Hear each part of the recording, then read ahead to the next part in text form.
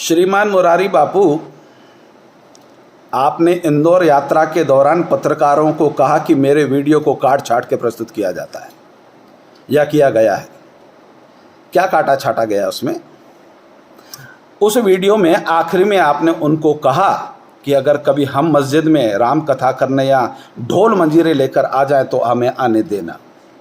यही कहना चाहते हैं, इतना ही काटा छाटा गया। परंतु आपने पत्रकारों को यह जवाब क्यों नहीं दिया या पत्रकारों ने आपसे यह सवाल क्यों नहीं पूछा कि आपने कहा है दुनिया की ऐसी की तैसी, इस देश का 100 करोड़ हिंदू सनातनी, उसने आपका कौन सा मच्छर मारा था कि उन मुल्ला मौलवियों को खुश करने के लिए आपने कहा दुनिया की ऐसी की तैसी।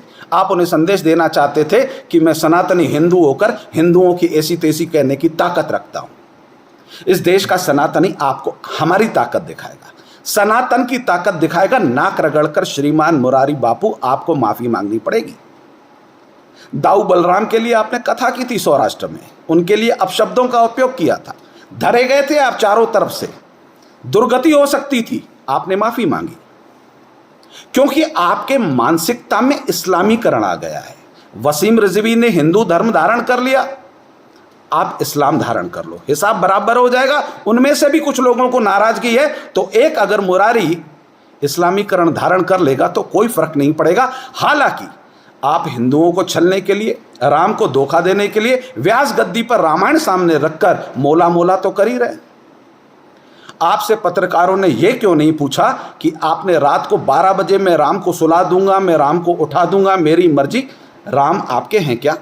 राम हमारे आराध्य हैं। आपने समस्त सनातनियों का अपमान किया है, हमारे राम का अपमान किया है। राम के अपमान के लिए हम आपको कभी किसी शर्त पर माफ नहीं करेंगे। रात को 1 बजे आपको सुबह याद नहीं आई, दोपहर नहीं आई, रात 1 बजे के बाद जिस प्रकार से एक लवर लवरी या एक यूं कहूं कि कोई प्रेमी अपनी प्रेमिका को रात को 12 बजे उसके माँ बाप के सो जाने के बाद बुलाता है, उसकी जो नीयत होती है वही नीयत आपकी थी कि रात को राम के सोने के बाद आप उन्हें नमाज पढ़वाते।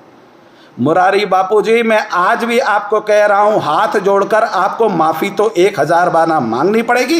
इस देश के सनातनी ने आपका नया नामकरण संस्कार किया है, मुरारी कालनेमी। आप कालनेमी के रूप में राम के नाम से अपना व्यापारीकरण कर रहे हैं, अपना प्रचार प्रसार कर रहे हैं। परंतु अब आपका यह घिनौना रूप देश के सामने आ चुका है। अब आपको कोई राम भक्त नहीं मानता।